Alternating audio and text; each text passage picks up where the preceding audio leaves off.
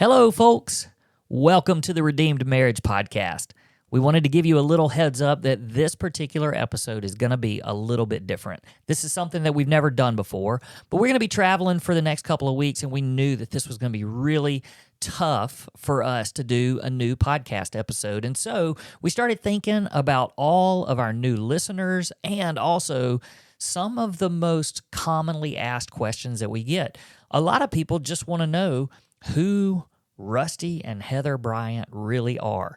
And so we're rewinding things, repurposing an episode from a couple of years ago where we just basically told you guys the story of us. So if you're a new listener, or maybe you've just kind of forgotten the story about how we met, how we got started dating, how we got married, engaged, all that kind of good stuff. And then, of course, the crash and burn that happened 13 years ago, and then the restoration, the redemption, the healing, and now what is the Redeemed Marriage Podcast. So we wanted all of you guys to be able to go back and hear that story once again. And so stay with us today. We want you to be a part of our story and listen in.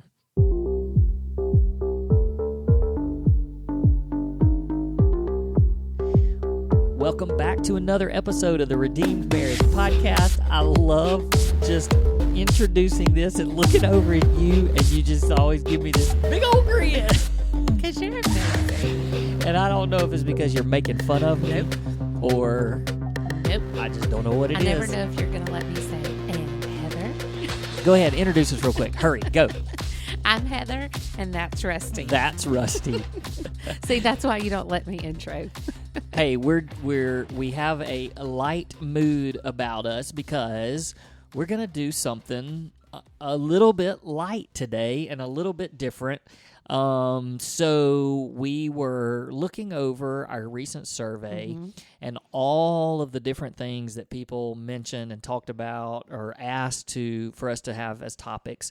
And so many of them are like deep and heavy, and that's okay. I mean, that's what people want to hear and want to know about. And so we kind of said, well, we just need to start from the top and kind of make our list and just go through and just start answering these. And we answer a lot of them every week because a lot of them are very similar.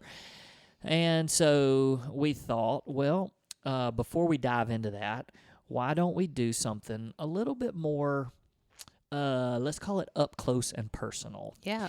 And the reason why this came about is because I was listening to a podcast this week, and it was a marriage podcast. They had a couple on as guests, and the couple basically just told their story, and I was so interested, like, to hear everything, like when they started dating, and through college, and how they met and all that kind of stuff. And I just found myself being very interested. And when they finished, I was like, I know these people. Yeah. And then I started thinking about the different podcasts that I listen to. And again, some of these have been going on for a while, and maybe they talk about it in other episodes. But so many of them, I'm like, I'm sitting here taking marriage advice from people, and I don't know who they are. Like, I don't know why they have the right to tell me marriage advice. And so it just got me thinking. I was like, maybe there's people out there, because we've gotten so many new listeners really in the past month or so. Yeah. And we know that there are people all over the world that listen to us. And so many of them have no idea who we are. Yeah. And so I just thought it would be kind of fun to just kind of take a walk back through memory lane and really just tell who we are and where our story sort of changed to a place where we now are in this position to where we're like, okay, we need to be about giving hope to people's marriages. Yeah. So my hope is that during this episode, that just it gives people a little bit more of an invitation into our story, into who we are, and that they'll feel a little more comfortable with who we are. And then because of that, they can go, okay, well, it all makes sense of why they're doing what they're doing. Sure. So here we go. You ready? I'm ready. All righty. So a lot of times I saw this week on social media, and it said, "Where did you and your spouse meet?" Mm-hmm. Oh my goodness! And I got to thinking about it, and I was like, when in the Bible when God just says, "I am." That's sort of how I feel about when people say, "How'd y'all meet?" I just go, Let there be light. I just am like, well, in the beginning. In the beginning. That's Because honestly, I don't know. Yeah. Yeah. Like, I don't.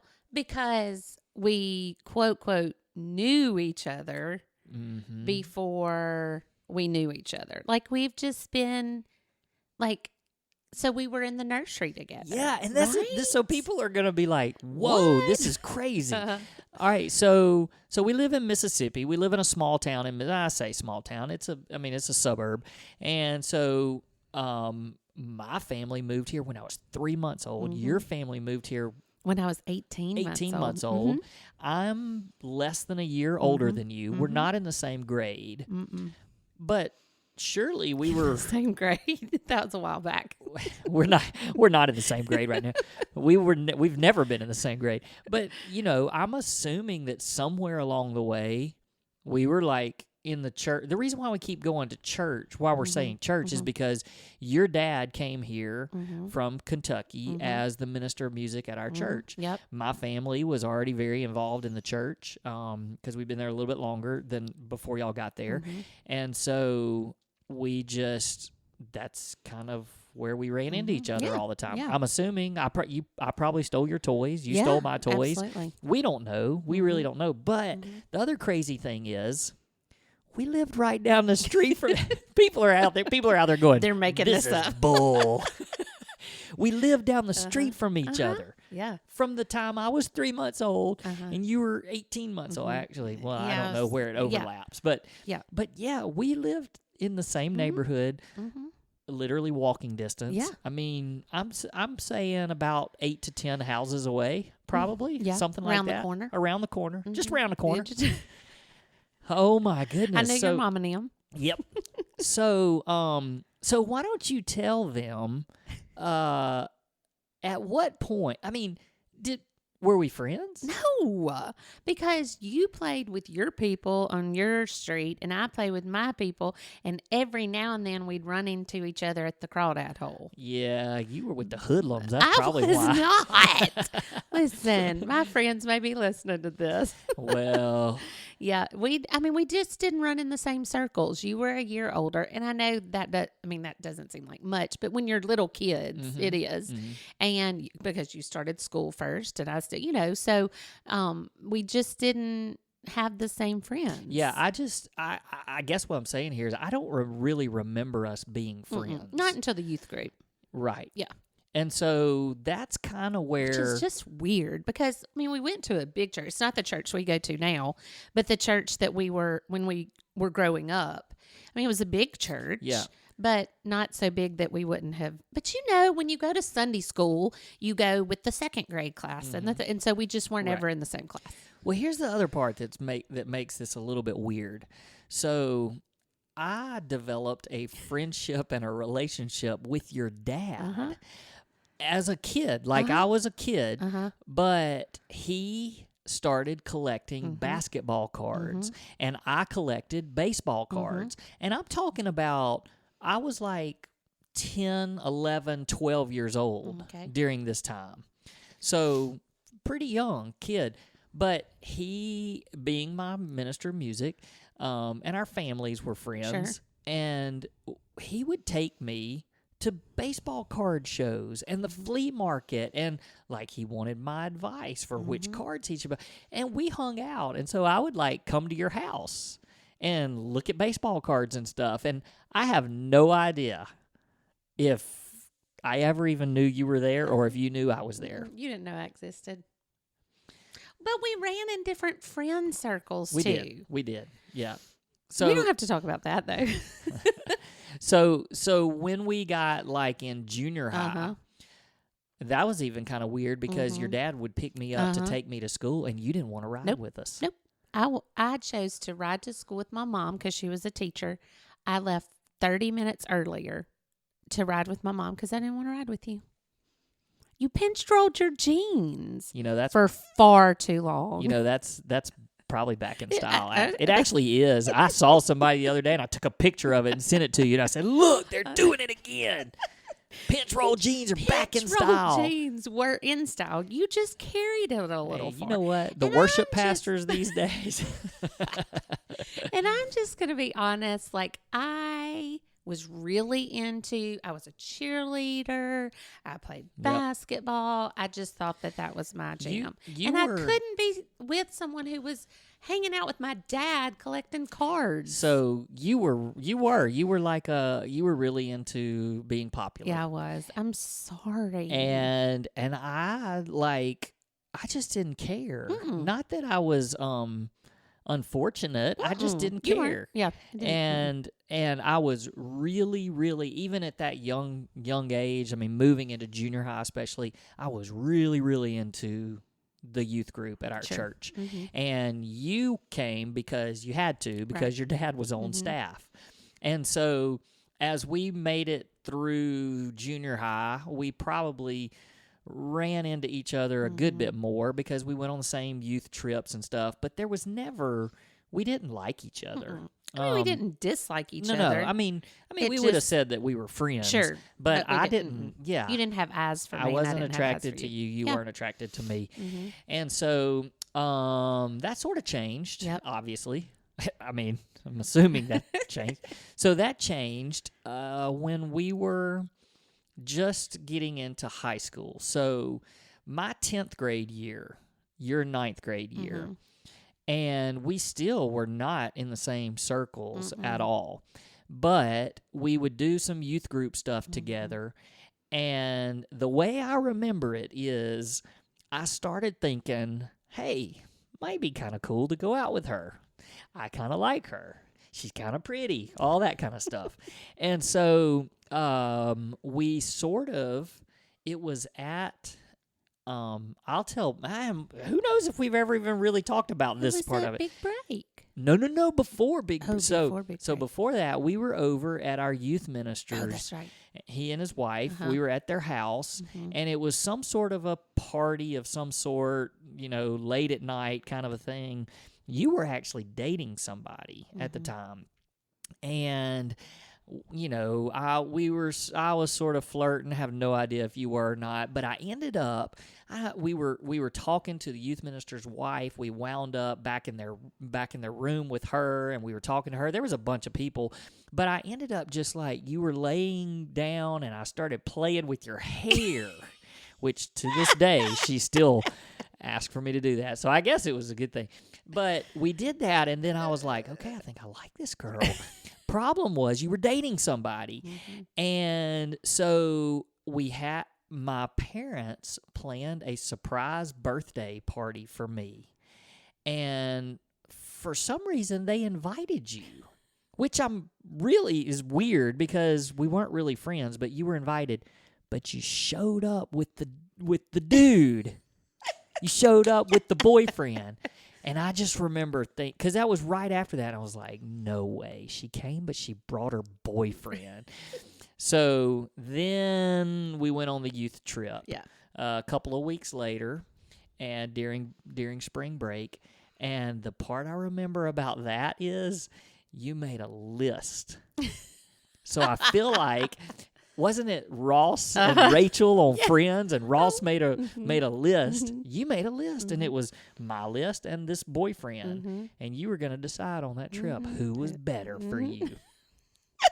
Did I win? You have a much better memory than I do, by the way. You're like, I just got tired of this dude and went to this. Be nice. I know. So we went out March the 20th, 1990. Do you understand how long ago that was? And I was in 9th grade, and you were in 10th. And I was in 10th grade. Almost the end of 9th and 10th. So that was like 32 years ago. That's nuts. So we went out for the first time, and we were high school sweethearts. Yeah, we were. We dated all through high school, 10th grade, 11th grade, your 9th grade, 10th grade, 11th. And then I went to college, and I went to a local college. I did live on campus, but that was hard. Yeah. Because I was a freshman still in in high college, and school. you were still in high school. Whew, that's tough. It was. So we survived. Yeah. And then you joined me at college. And so we dated for the next 3 years of college, I guess, because we got engaged. And, man, this part's crazy because I'm like, what were we thinking? What were we thinking? We were so young. So I graduated, and you still had a year of school left. I was 22. You were 21. And like when we talk about that with people, we're like, don't do it. Yes. I mean, we do. It was, we were too young. Too young. Too young.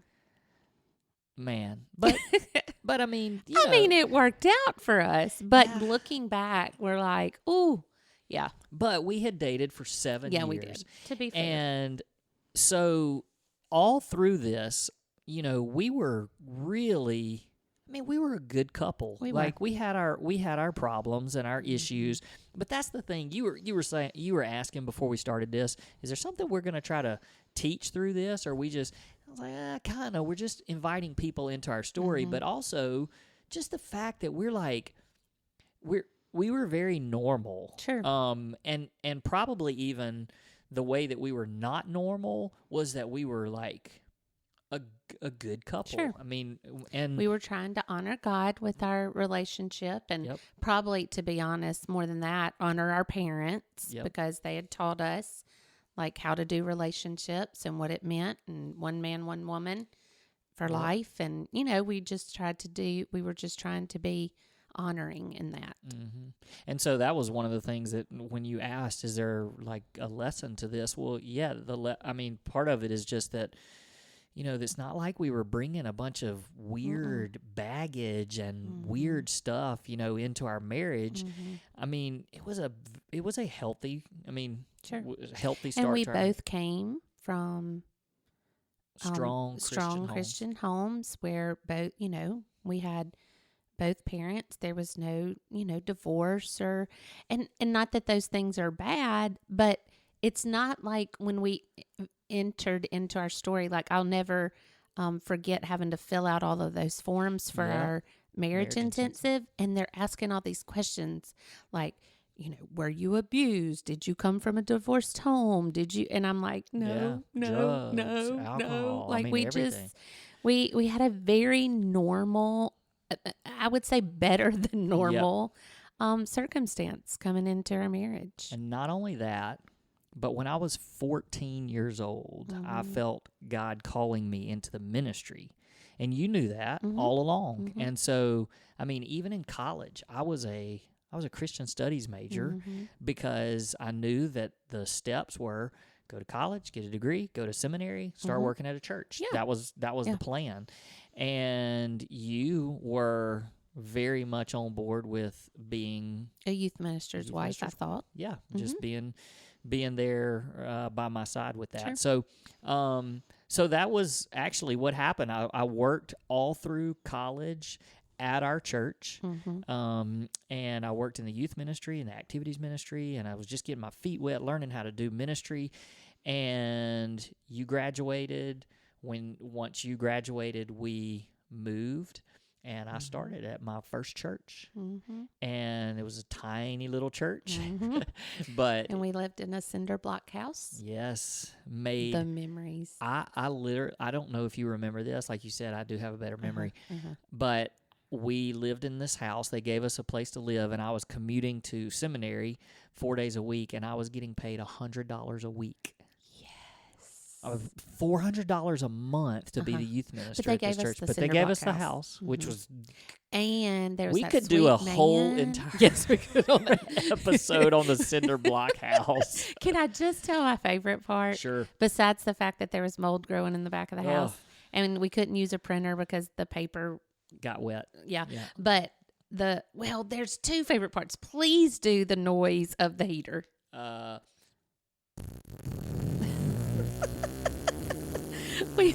we just laid in bed listening to the heater that was on the. Sounded like somebody was just letting her rip all night long. That was funny. And then we would Rusty would get in the shower, and he would hurry to take a shower, and I would have to wait at least 30 minutes to get into the shower, not for the water to get hot again, but for the water to go down, drain in the tub. Oh no, that's not even the best story. I mean, we're really letting these people into our life. We are. Remember when I bent down to put Christmas decorations on the Christmas tree ornaments, and I got up and my knees in my pants were wet because the house was just damp all the time. Yeah, and when you flush the potty, toilet paper would come up at the street. No, in the parking lot of the church. Oh my goodness. What? See, life. Like we lived life. So during that time, I was getting my seminary degree. You started teaching at your first. You were an elementary education major. Started teaching, a great experience at a little country school, and it was so much fun. But crazy enough, during that year, I had an opportunity and a calling to start my own ministry.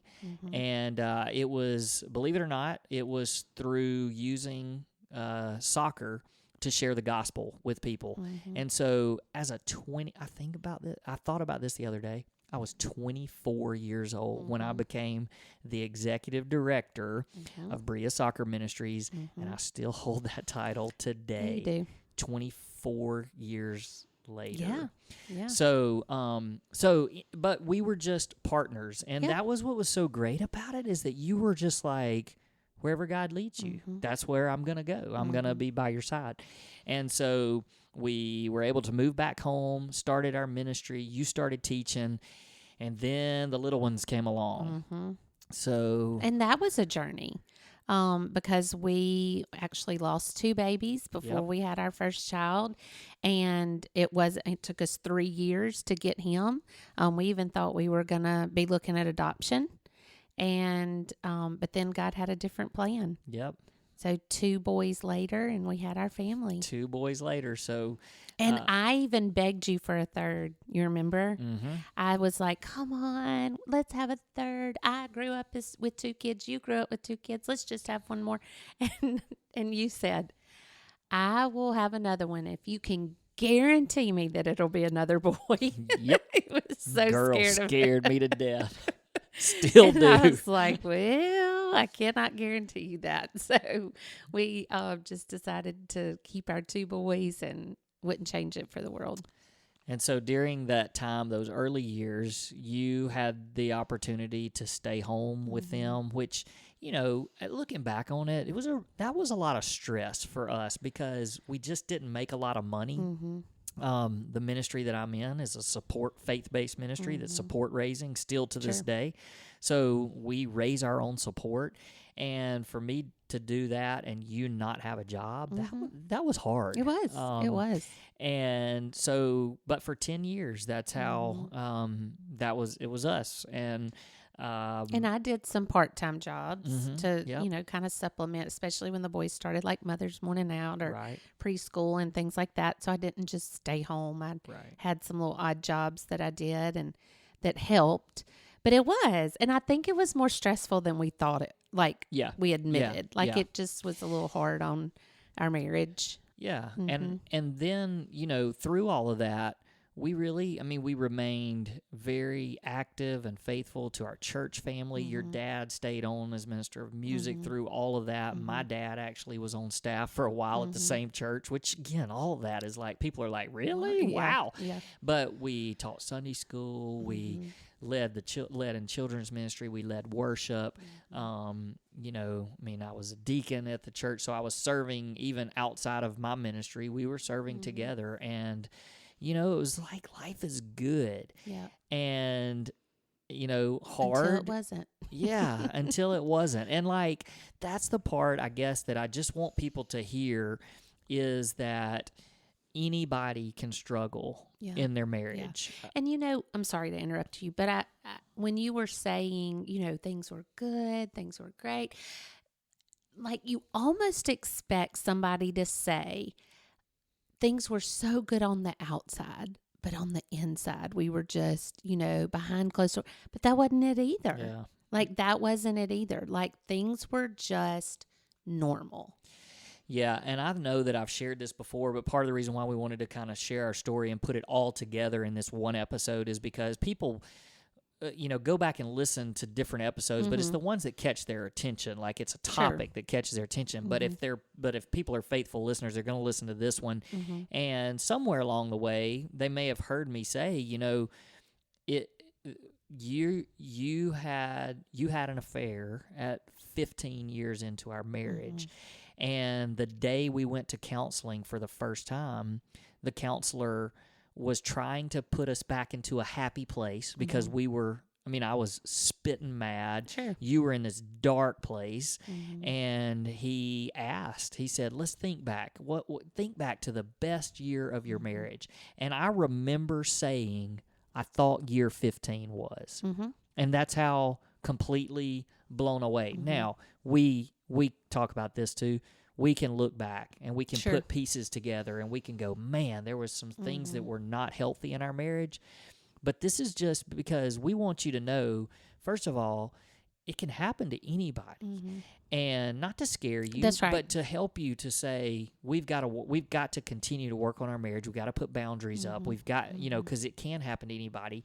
And we want you to be aware and on guard. And also, because if you are in a struggle, if your marriage is struggling right now, you don't have to be like, well, we're the only ones. I mean, something must be wrong with us. Sure. Well, it happened, and it happened to us. And so if you're not familiar with that part of our story, start at season 2. And I think we started that in September or October of last year. But you can go starting with Believing the Lies of the Enemy. And just listen to our entire journey through infidelity. Sure. And because it happened, it was a period of about 3 months that, man, we were just, you were just in a dark place, and I wasn't aware of it. And so then the confession happened in August of 2011 when you told me. And that's what changed everything, and that's where it started. And so we started our journey of healing and restoration and all the things that most of you are asking us about all the time. How do you forgive? How do you start restoring? How do you trust again? And that's why, when we want you to know our story and where we're coming from, that's it, because we want you to see, the before and then the crisis happened, and then we started moving from there. And because of that, the stuff that we learned really over, for sure, the next year, but now a decade. That's right. I mean, it's the stuff that we have put into place and worked in our marriage and learned from. We want other people to hear that you have hope. Now, our story, my goodness, 5 years later, we walked through cancer. That's right. It's like, what in the world? People, I'm sure. I got a little nervous around the 10-year mark thinking something else is coming. Boy, we almost made it to 11 now. Oh, my goodness. Let's just keep on rolling. But I think that, for people to understand our story and why, if you go back and listen to our very first episode, I think it's called Our Passion. And it just, it's a very short episode, but it just kind of tells why we're so passionate about marriage ministry. But to be honest, what you've just heard for the last 27 minutes, that's why we're passionate about marriage, is because we fell into a trap, and it put us in a position that almost ruined our marriage. But we were willing and able to fight through it, learn from what was going on, and really sit in it to the point where it completely changed our marriage. And so for the last 10 years, we've just been working towards that, and also really any chance we have, we want to help people. Yeah. And we're so very passionate, and there was, everything in that episode that you're talking about is truth about why we're doing what we're doing. But even over the last 6 months since we've shared our story, like the the comments and the questions and the people reaching out asking for prayer, like our prayer list is unbelievable, and that's why we're doing it. Yeah. Like that's why we're doing it, and it almost fuels my fire. Like God uses that to fuel my fire, and why this is so important, and why, because there's not many people that talk about it out there. And I just, and it's so funny because when you ask, we're going to kind of go back. It's that dread of, walking through it again. And I know we didn't do any details or, that's all in our episodes about our story. But it's just, it doesn't make it easier. And so I know, we've been talking about it for years and it's still hard. So I know that there are people out there that just have nowhere to turn. And that's why we're doing it. Yeah. That's why we're doing it, is to give people hope. Yeah. Well, I guess we never dreamed, when we were in 10th grade and 9th grade and I was playing with your hair at our youth minister's house, that we would be sitting here doing a podcast on marriage because of the massive mistakes that happened in our marriage. But, people sometimes probably wonder, well, why are y'all willing to share? Well, for us, it was very public. We've mentioned this in one of our episodes. You can go back and listen to that. It was very public. And, not by choice. It was just public. And because of that, we believe that God just gave us a platform. And that's right. We're, what Kylie said a couple of weeks ago when we interviewed her, God don't waste a drop. That's right. And that's the way we feel about it. God don't waste a drop of, our pain. Our pain. Absolutely. And he's not, and he hasn't done that. He's not wasting it. And so we love being able to share. We love being able to invite you into our story. And so I know this was a little bit different, a little bit lighter, but I hope that you just now have a little bit better picture of who we are. And maybe you feel like you know us a little bit better. Sure. Maybe you feel like you can trust us a little bit more because we're just normal people. Just like you guys. Yeah, and so we would love to hear from you. And some of you have probably been scared to reach out, and we don't want you to be scared. That's part of why we wanted to be really up close and personal with this episode, because we just want you to feel comfortable to come to us, ask us questions, tell us how we can pray for you. We want to be a part of your story and part of your healing story. So we're just glad that we're able to do this with you every week and be able to share some with you. And so as we're wrapping up, please take a moment to give us an honest rating and review, because we've seen how much that helps us to get in front of more and more listeners. And we love the fact that more and more people can hear a story of hope and that something can bring hope to their marriage. So thank you for doing that, for honoring us by doing that. We appreciate it. And until next time, sign off for us, Heather. We'll see you next week.